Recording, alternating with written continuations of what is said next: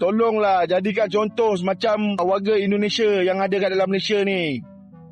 Tolonglah, aku merayu sangatlah. Orang Indonesia yang ada kat Malaysia ni sangat menghormati orang Malaysia, kau tahu.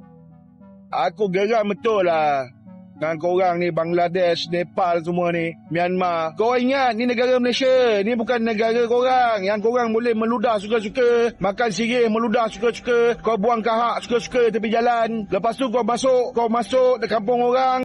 Malaysia dikuasai Bangladesh, Malaysia dan Indonesia disalahkan karena itu.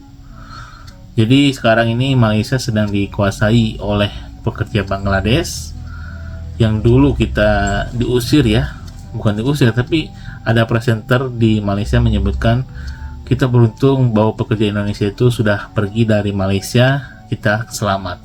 Tapi sekarang kita lihat banyak sekali pekerja Bangladesh dan mirisnya lagi ada yang menjadi bos tenaga kerja di sana, orang Bangladesh, sedangkan yang di bawahnya itu pekerjanya orang Melayu. Ini sangat miris gitu ya. Di sisi lain mereka butuh kerja, di sisi lain dia tanah air mereka itu direbut atau dikuasai oleh Bangladesh. Mari kita bahas, tonton sampai full. Jangan lupa untuk like, komen, dan subscribe supaya tidak salah paham. Let's go. Tak reti hormat orang, kau biadab, tolonglah jadikan contoh tu Indonesia tu. Bagus tau orang Indonesia dekat Malaysia ni, kau tahu tak? Orang Indonesia yang dekat Malaysia ni, sampai kita orang sebagai orang Malaysia segan dengan orang. Diorang banyak tolong orang Malaysia, kau tahu. Bantu orang Malaysia, cukupkan soft dekat masjid-masjid, dekat surau. Tolonglah, susah sangatlah, degil lah korang ni, susah nak jaga korang ni yang bukan Islam ni. Tolong jangan jalan kulu kilir kampung orang, bawa tin arak tu, lepas tu kau buang suka-suka, buang-buang sepak-sepak. Tin Carlsberg lah, tin Stout lah, jangan degil lah. Hei, tak faham aku lah korang ni, tak jaga korang. Yang negara kita ini hanya menerima pekerja daripada Bangladesh, Pakistan. Indonesia jarang lah. Sebenarnya sebelum COVID itu kita ada 1.1 juta tenaga kerja Indonesia. Selepas COVID kita kehilangan separuh, kedua-dua tu. Yang izin pun kita kehilangan separuh, 500 ribu lebih.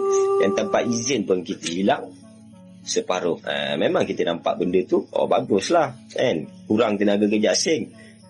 Tapi kita tak tahu negara kita ni tetap memerlukan tenaga kerja asing.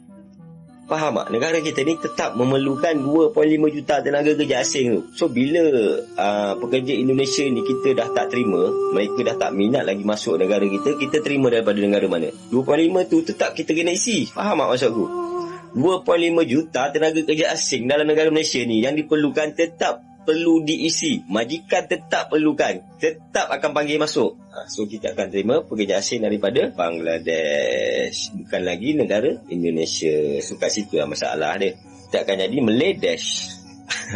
Nasib lah, okay. So inilah situasi yang berlaku. Memang kita nampak lah yang negara kita ni dah dipenuhi oleh pekerja asing daripada Kan tak berkenan tu. Sebab aku rasa kan lagi ramai warga asing daripada orang kita. Rohingya, Bangla. Tapi sekarang Rohingya ramai, dia macam mendonia. Padahal negara kita ni kau boleh buka kedai, ada rumah, ada yang bawa kereta pun ada. Memang respect lah. Itu orang cakap buat baik berpada-pada, buat jahat berkali-kali. Rohingya tukar anak tu dah baru, rupanya ada lagi baru. Rohingya minta rumah. Wah, senang-senang je minta kita warga negara nak dapat rumah punyalah payah. Submit itu, submit ini. Kalau dapat tu rezeki, kebanyakannya susah nak dapat. Kau senang-senang minta rumah. Kami itu warga Rohingya mau sewa saja. Memang sewa. Kita orang rakyat Malaysia ni, warga negara ni, mula-mula nak sewa tu, deposit sampai 2-3 bulan. Kau senang-senang nak minta rumah macam tu. Aku tak tahu nak cakap. Puak hanyut ni pening aku. Warga Bangladesh merupakan antara kumpulan pekerja warga asing terbesar di Malaysia. Pada tahun 2025, terdapat lebih 800,000 pekerja Bangladesh yang berdaftar di Malaysia, menjadikan mereka kumpulan pekerja asing terbesar dalam negara. Kemasukan pekerja asing melibatkan dasar kerajaan Malaysia, perjanjian antara kerajaan Malaysia dan Bangladesh, permintaan majikan dalam sektor pembinaan, perladangan, pembuatan dan perkhidmatan. Agensi pengambilan pekerja di kedua-dua negara. Sistem pengurusan pekerja asing yang berubah mengikut masa. Apa yang boleh dikatakan ialah Amirul Islam dan syarikat Bestinet sering disebut dalam perbincangan mengenai sistem pengurusan pekerja asing kerana penglibatan mereka dalam FWCMS. Melihat isu ini dari sudut dasar negara, persoalan yang lebih besar ialah mengapa Malaysia masih bergantung kepada ratusan ribu pekerja asing untuk sektor tertentu dan ada dikuasai pekerja Bangladesh. Sekarang Malaysia malah nyalakan Indonesia. Kenapa seperti itu? Padahal kita tahu dulu ada presenter asal Malaysia yang menyebutkan alhamdulillah Malaysia terhindar dari mara bahaya karena pekerja Indonesia sudah pergi dari Malaysia dan sudah berkurang dari Malaysia. Tapi sekarang Malaysia dikuasai oleh Bangladesh yang etnisnya sangat berbeda dengan orang Indonesia. Sedangkan kalau kita tahu Indonesia dan Malaysia itu etnisnya sama, cuman beda negara saja gitu ya. Jadi intinya Malaysia sekarang kewalahan dengan pekerja asing, dari pekerja sampah sampai pembersih kebun itu dari Bangladesh ya kebanyakan. Terus yang ironisnya lagi, sekarang yang dulu dia ini orang Bangladesh ini bekerja sebagai pembantu atau pembersih jalan gitu ya, tapi sekarang dia menjadi orang kantoran dan pekerjaannya apa tebak? Yang miliknya yang menjadi tenaga kerja gitu.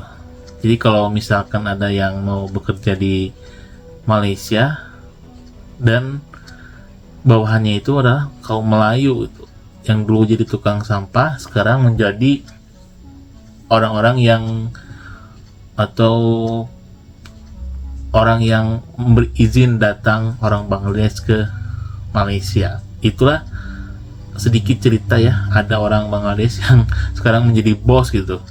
Jadi intinya seperti itu, dan itu bukan salah satunya, banyak sekali orang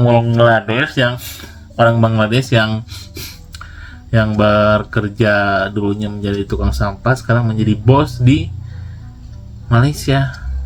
Ya karena mereka bekerja keras dari bawah, apapun kerjanya yang penting dapat duit ya. Itu yang menggerakkan ekonomi Malaysia itu sebenarnya bukan orang Melayu.